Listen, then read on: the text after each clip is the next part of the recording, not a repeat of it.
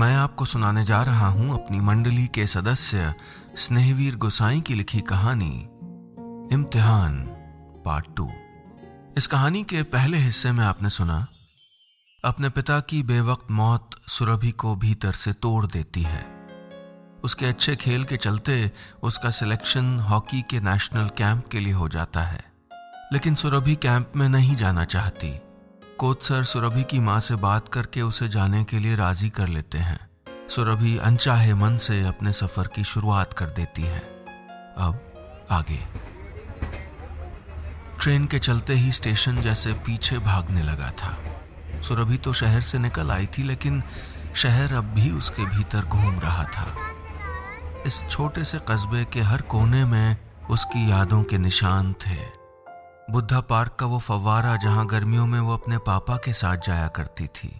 उस musical fountain के पास वो पापा से पूछती, पापा इस पार्क का नाम गौतम बुद्ध के नाम पड़ा है, तो इसको बुद्ध पार्क क्यों नहीं कहते, बुद्धा पार्क क्यों कहते हैं?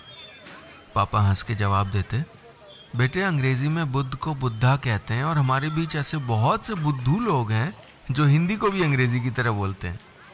कितना साफ था उसके शहर में सब कुछ। होली में सबके घर जाकर रंग लगाने हैं, दिवाली में पड़ोसियों को मिठाई और प्रसाद देना है। हर त्योहार, हर मौके पर क्या करना है, कैसे करना है, सब कुछ तय था। कुछ भी सोचना नहीं था, बस जीना था जी भर के। सुरभि सोचने लगी कि आने वाले दिनों में वो क्या क्या मिस करने वाली है। मम्मी के पराठे, कॉलेज की सहेलियां, तोताराम की चाट और राहुल। ख्यालों का सिलसिला अचानक एक नाम पर आकर रुक गया। वो सोचने लगी कि क्या राहुल को मिस करेगी वो? राहुल कॉलेज में उसका सबसे अच्छा दोस्त था। दोनों में बहुत कुछ कॉमन था, जैसे नुसरत फतेह अली साहब की कवालियां, पुरानी रोमांटिक फिल्में, आलू के पराठे, ब्लू कलर और न जाने क्या क्या। जिस शाम उसके पिताजी गुजरे थे, वो पास वाले शहर में टूर्नामेंट खेलने गई थी। खेल खत्म हो जाने के बाद राहुल ने ही यह खबर सुनाई थी। घर तक के पूरे सफर में वो उसकी गोद में सर रख के रोती रही। तकलीफ तो कम नहीं हुई थी, लेकिन सुरभि को संभलने में, जिंदगी के रूटीन में आने में राहुल ने बहुत मदद की थी। उसका साथ सुरभि के लिए बहुत बड़ी ताकत थी। उसकी आंखों में सुरभि ने जो देखा था, उसको समझने से वो हमेशा इनकार करती रही। राहुल ने भी कभी दोस्ती वाली लकीर को लांघने की कोशिश नहीं की। सफर के लिए निकलते वक्त उसने सुरभि से कहा था, देखो कुलभूषण सर तो तुम्हारे साथ आ नहीं सकते, मम्मी को ले जाओगी तो उनको वापस आने में दिक्कत होगी। अगर तुम चाहो तो मैं चलता हूँ तुम्हारे साथ, तुम्हारा सफर भी कट जाएगा और कोई घबराहट नहीं होगी। इस बात पे सुरभि ने राहुल की तरफ घूर के देखा था और कहा था, तुम क्यों जाओगे मेरे साथ? इस बात पे राहुल ठिठक गया था। सुरभि ने उसको स्टेशन तक आने से मना कर दिया था। वहां पे सर होंगे, मम्मी होंगी, पता नहीं क्या सोचेंगे तुम्हारे बारे में। ऐसा करना, तुम मत आना। ट्रेन में बैठी सुरभि का मन उससे यही सवाल कर रहा था कि अगर वो आ भी जाता तो क्या बुरा हो जाता। सब जानते हैं कि राहुल उसका अच्छा दोस्त है। दिल और दिमाग की उधेड़-बुन के बीच फंसी सुरभि इतना तो समझ गई थी कि वो राहुल को मिस नहीं करेगी और वो उसको बहुत मिस करेगा। उसे लगा जैसे पीछे बहुत कुछ छूट रहा है और जिंदगी एक अनजानी जगह की ओर बढ़ रही है। गाड़ी की रफ्तार धीमे होते ही सुरभि अतीत से वापस लौटने लगी। शायद कोई स्टेशन आ गया था। कोच के दरवाजे से कुछ तेज आवाजें भीतर आने लगी। चाय ले लो, चाय, बिस्कुट, नमकीन, चॉकलेट, चिप्स, कोल्ड ड्रिंक ले लो, चाय। अभी गाड़ी रुकी नहीं थी कि डब्बे में ट्रेन में सामान बेचने वालों ने धावा बोल दिया था। उसने एक चिप्स का पैकेट खरीदा और गर्मा गर्म चाय के साथ खाने लगी, लेकिन न तो चाय में वो स्वाद था, न चिप्स में वो करारापन। यादें नए नए बहानों से सुरभि को अतीत में ले जा रही थी। होली से पहले वो माँ के साथ छत पर आलू के चिप्स सुखाया करती थी। होली की मस्ती में करारे चिप्स का स्वाद 4 चांद लगा देता था। उस पल सुरभि को एहसास हुआ कि दुनिया की कोई भी फूड कंपनी माँ के हाथ के खाने का मुकाबला नहीं कर सकती। 5 मिनट स्टेशन पर रुकने के बाद गाड़ी धीरे धीरे आगे बढ़ने लगी। सुरभि को रह रहकर कुलभूषण सर की याद आने लगी। अगर तुम सिलेक्ट हो गई तो 6 महीने उसी कैंप में रहना होगा। वहाँ अच्छा कंपटीशन होगा, तुम्हें बहुत कुछ सीखने को मिलेगा।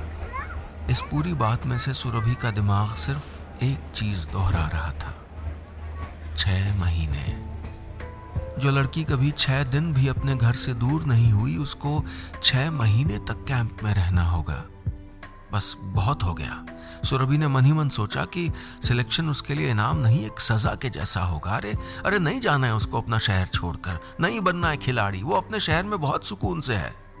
कुलभूषण सर तो उन कोच सर को इम्प्रेस करना चाहते हैं, लेकिन माँ भी उनकी बातों में आ गई। अरे दिन में 4 बार तो कॉलेज में फोन करती है, अब 800 किलोमीटर दूर कैसे रहेगी मेरे बिना। सुरभि ने सोच लिया था कि वो कैंप में इतना खराब खेलेगी कि पहले हफ्ते में ही बाहर हो जाएगी। 800 किलोमीटर की दूरी का ख्याल आते ही उसके जिस्म में झुरझुरी होने लगी थी।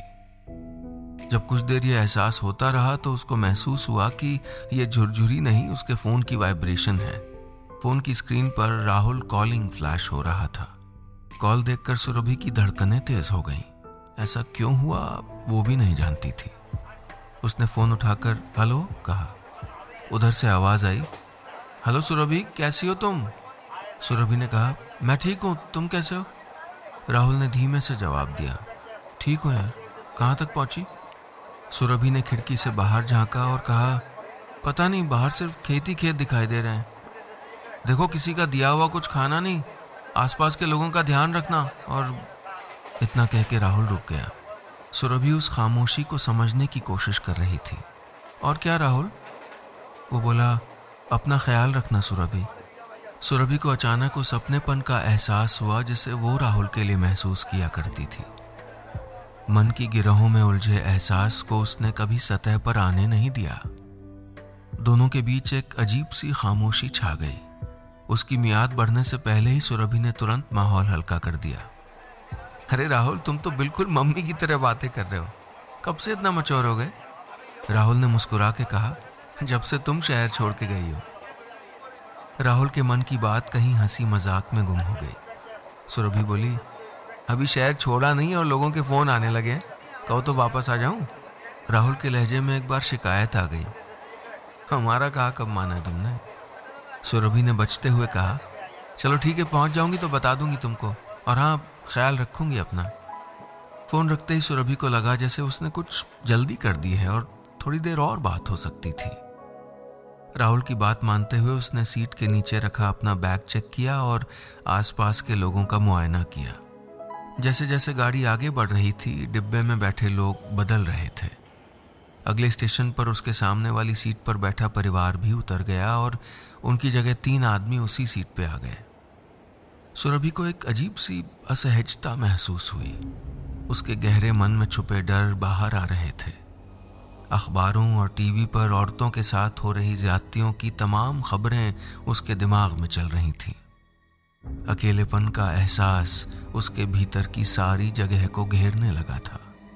वापस उतर जाने की बहुत इच्छा हुई, लेकिन उतर के वो जाती कहाँ? उन लोगों की आवाज में बिल्कुल वैसी ही लड़खड़ाहट थी जैसी होली वाले दिन नशे में धुत चाचा की जबान में होती थी। सुरभि के मन की घबराहट और बढ़ गई। डिब्बा आखिरी वाले प्लेटफॉर्म पर रुका हुआ था। धीरे धीरे उन लोगों की आवाज तेज होने लगी। माँ कहती थी जब आदमी नशे में हो तो उससे दूर रहने में ही भलाई है, लेकिन इन हालात में सुरभि के पास दूर जाने के लिए कोई जगह नहीं थी। उसने खिड़की से झांक कर देखा, मगर प्लेटफॉर्म में कोई पुलिस वाला नहीं था। वो जानती थी कि ऐसी हालत में कमजोर महसूस करने का खामियाजा भुगतना पड़ता है। सुरभि डिब्बे से उतरकर रेलवे पुलिस के जवानों को खोजने लगी। 2 प्लेटफॉर्म छोड़कर एक सिपाही निगरानी कर रहा था। सुरभि जानती थी कि उसको अपना प्लेटफॉर्म छोड़कर नहीं जाना है, लेकिन खतरा जितना गाड़ी छूट जाने का था उससे कहीं ज्यादा डिब्बे के भीतर चुपचाप बैठने में था। वो भागकर दूसरे प्लेटफॉर्म पे गई। सिपाही निगरानी करते करते अब तक थोड़ा आगे निकल आया था। जब तक सुरभि उसको पूरी बात बताती, ट्रेन चलने लगी थी। वो दोनों आखिरी प्लेटफॉर्म की तरफ दौड़ने लगे। उनके पहुंचते पहुंचते ट्रेन इतनी रफ्तार पकड़ चुकी थी कि सुरभि के लिए उसको पकड़ना नामुमकिन था। सुरभि ने ट्रेन के आखिरी डिब्बे को जाते हुए देखा। रात के 10 बज चुके थे और सुरभि एक अनजान शहर के अनजान प्लेटफॉर्म पर अनजान लोगों के बीच खड़ी थी। आज की रात फैसला होने वाला था कि सुरभि की किस्मत उसे कहां ले जाने वाली है। दोस्तों, ये था मेरी मंडली के सदस्य स्नेहवीर गोसाई की लिखी कहानी इम्तिहान का दूसरा हिस्सा। ट्रेन छूट जाने के बाद भी क्या सुरभि पटियाला अपने हॉकी कैंप जा पाएगी या फिर वापस अपने शहर को लौट जाएगी? क्या राहुल और सुरभि का अनकहा प्यार अपने मकाम तक पहुंच पाएगा या फिर सुरभि की बेरुखी उसके अंत का कारण बन जाएगी? एक अनजान स्टेशन पर फंसी सुरभि की किस्मत आखिर क्या मोड़ लेगी? ये जानने के लिए सुनिएगा कहानी का अगला हिस्सा, इम्तिहान पार्ट 3।